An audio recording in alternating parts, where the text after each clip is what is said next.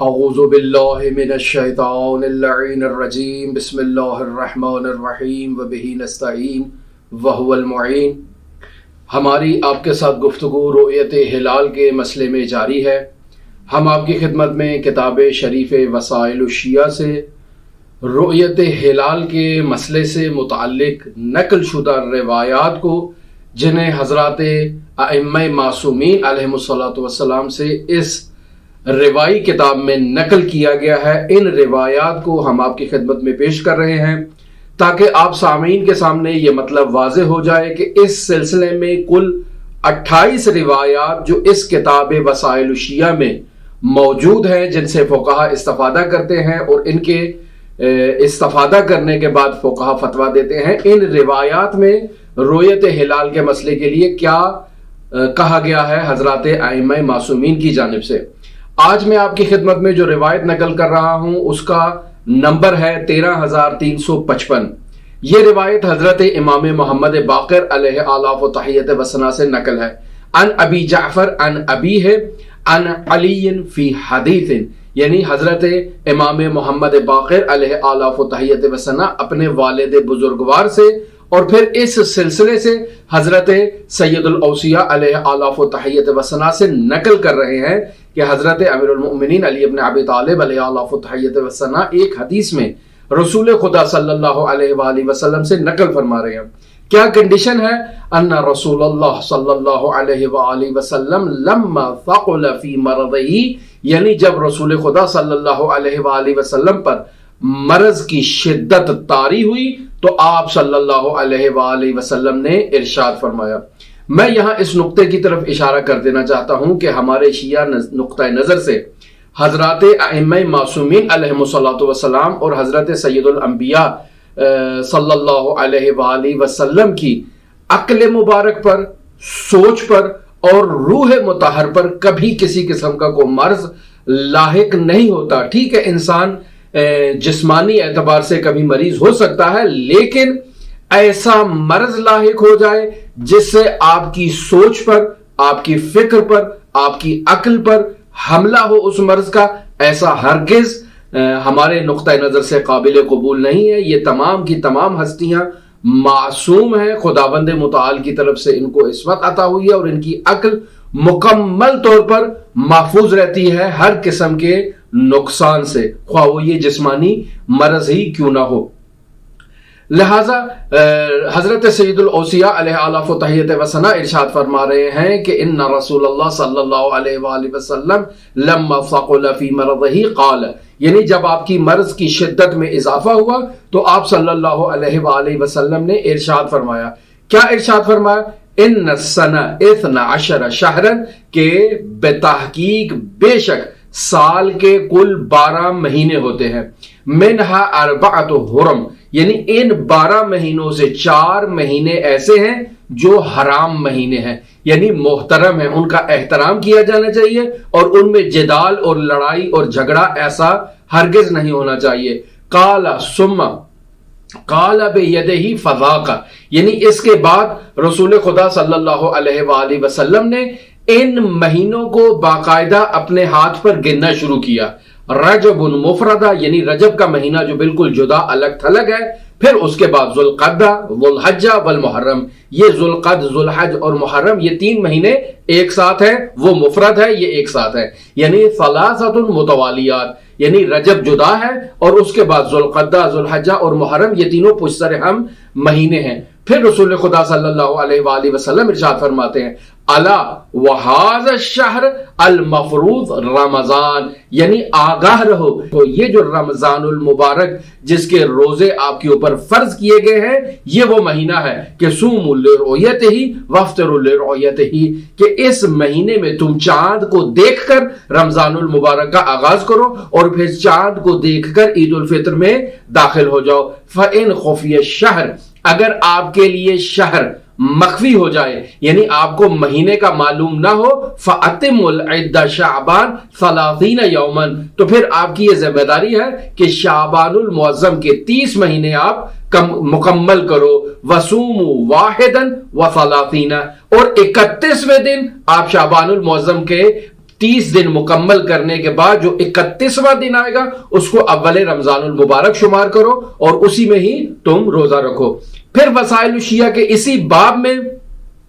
جو ابھی میں آپ کی خدمت میں حدیث نقل کرنا چاہ رہا ہوں، یہ حدیث 2 سلسلہ سند سے اور 2 طرق سے نقل ہوئی ہے۔ اس حدیث کا نمبر ہے 13357 اور 13360۔ یہ حدیث 2 مرتبہ اس باب میں نقل ہوئی ہے جس میں معیار رؤیت کو بیان کیا جا رہا ہے، یعنی انسان چاند دیکھے اس کے بعد قمری مہینے کا باقاعدہ طور پر آغاز کرے۔ حضرت امام جعفر صادق علیہ آلاف و تحیت و ثنا سے یہ روایت نقل ہے، ان ابی عبداللہ علیہ السلام قال، امام جعفر صادق علیہ آلاف و تحیت و ثنا کیا ارشاد فرما رہے ہیں؟ سم لرؤیتن، یعنی چاند کو دیکھو اور باقاعدہ طور پر روزہ رکھو، وفطر لرؤیتن، یعنی چاند کو دیکھ کر پھر دوبارہ تم جو ہے وہ شوال المکرم میں داخل ہو جاؤ اور عید سعید فطر مناؤ۔ اگلی حدیث جو میں آپ کی خدمت میں نقل کر رہا ہوں 13358، حضرت امام جعفر صادق علیہ آلاف و تحیت و ثنا سے یہ حدیث نقل ہوئی ہے۔ ارشاد فرما رہے ہیں اذا رأیت الہلال فصم، یعنی جب تم چاند کو دیکھ لو تو روزہ رکھو، وَإِذَا رَأَيْتَ الْهِلَالَ فَافْطِرْ، اور پھر جب دوبارہ تم چاند کو دیکھو تو اب تم اس میں شوال میں داخل ہو جاؤ اور افطار کرو اور عید مناؤ۔ پھر حدیث نمبر ہے 13361۔ اس حدیث میں حضرت امام جعفر صادق علیہ آلاف و تحیت و ثنا سورہ بقرہ کی آیت کی تفسیر میں ارشاد فرما رہے ہیں ان جعفر ابن محمد فی قولہ عز وجل، یعنی حضرت امام جعفر صادق علیہ السلام خداوند متعال کی اس آیت کی اس قول کی تفسیر میں ارشاد فرما رہے ہیں قل ہی مواقیت للناس والحج۔ اس آیے کی تفسیر میں حضرت امام جعفر صادق علیہ آلاف و تحیت و ثنا ارشاد فرما رہے ہیں قال ہی مواقیت لصومہم وفطرہم وحجہم، یعنی یہ لوگوں کے لیے روزے کے وقت اور افطار کے وقت اور حج کے اوقات کے متعلق مواقیت ہیں۔ پس آپ سے جو اے رسول لوگ آ کر اہلہ کے بارے میں سوال کریں تو آپ ان کے جواب میں کیا کہو؟ ہیا مواقیت للناس والحج، یعنی ہیا مواقیت لصومہم وفطرہم وحجہم۔ پس یہ مواقیت ایسے ہونے چاہیے کہ لوگ خود ان کو مشاہدہ کر سکیں۔ یہاں سے بھی یہ مطلب واضح ہو رہا ہے کہ رؤیت ہلال کے لیے معیار یہی انسان کی عادی آنکھ ہے، انسان کسی قسم کے منجمین کے آلات کا سہارا نہیں لے سکتا۔ پھر اس کے بعد میں آپ کی خدمت میں حدیث نمبر نقل کر رہا ہوں 13362۔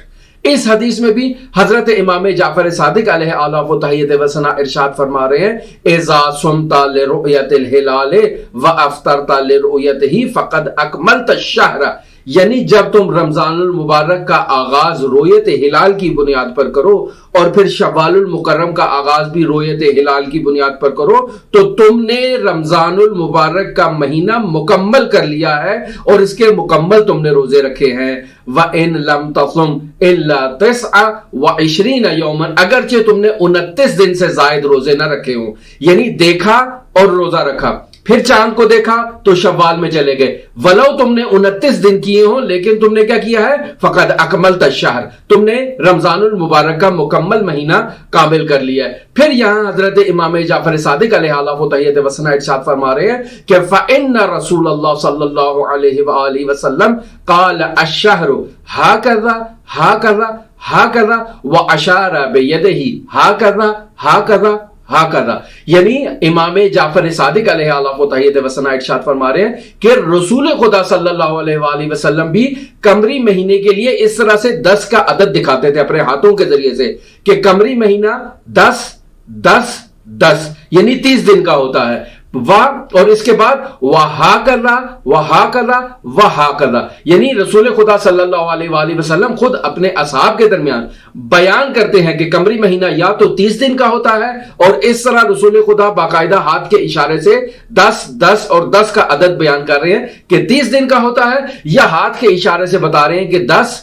10 اور 29 یعنی 29 دن کا ہوتا ہے۔ تو یہ خود امام جعفر صادق علیہ آلاف و تحیت و ثنا رسول خدا سے نقل کر رہے ہیں، جو ہم نے پہلے بھی آپ کی خدمت میں یہ روایت نقل کی ہے۔ اگلی روایت جو میں آپ کی خدمت میں نقل کر رہا ہوں اس کا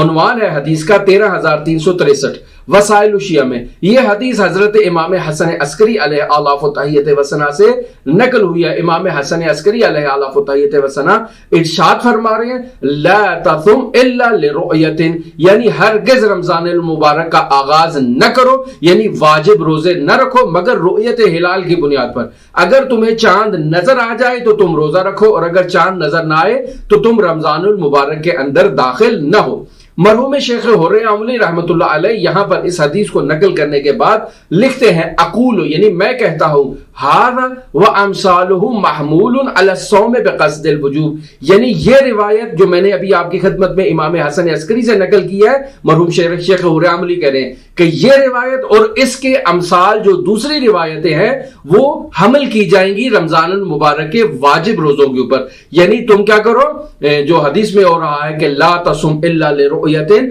कि तुम हरगिज रोजा न रखो मगर रुयत से, यानी रमजानुल मुबारक का आगाज रुयत हिलाल के बगैर तुम नहीं करो, और ये बिल्कुल ऐसे नहीं हो सकता। फिर मरहूम हुर्रे आमली रहमतुल्लाह अलैह इसके बाद हदीस नंबर नकल कर रहे हैं 13364। ये हदीस है हजरत इमाम अली इब्न मूसा रज़ा अलैहि आलाफ व तहियत व सना से। इमाम रज़ा अलैहि आलाफ व तहियत व सना मामून और रशीद अब्बासी के लिए बाकायदा तौर पर एक खत तहरीर करते हैं। उस खत में हजरत अली इब्न मूसा रज़ा अलैहि आलाफ व तहियत व सना इरशाद फरमा रहे हैं, उस एक यानी जुमले को यहां वसाइल शिया में नकल किया गया है, वसयाम शहर रमजान फरीजतुन, यानी रमजानुल मुबारक के रोजे बाकायदा आप लोगों के ऊपर क्या है, फर्ज है। वसयाम लिरुयतिन व युफ्तरु लिरुयतिन, यानी रमजानुल मुबारक का आगाज भी तुम रुयत से करोगे और शव्वालुल मुकर्रम में भी तुम रुयत के जरिए से ही दाखिल हो सकते हो। अगली हदीस जो 13366 है, हजरत इमाम जाफर सादिक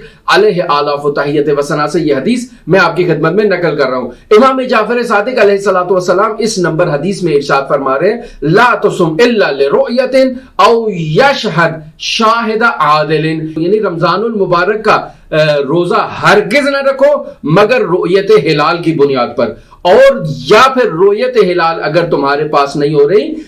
औ यशहद शाहिद आदिलिन, या दो आदिल अफराद की गवाही की बुनियाद पर तुम रमजानुल मुबारक के रोजे का आगाज करो। मैंने आपकी खिदमत में वसाइल शिया के बाब से मुकम्मल 28 अहादीस नकल कर दी हैं, और इन अहादीस के बाद अब अगला मरहला ये आता है कि हम अपनी अगली गुफ्तगू में आपकी खिदमत में इन अहादीस का जायजा लें और बाकायदा तौर पर इनकी जांच पड़ताल करके आपको बयान करें कि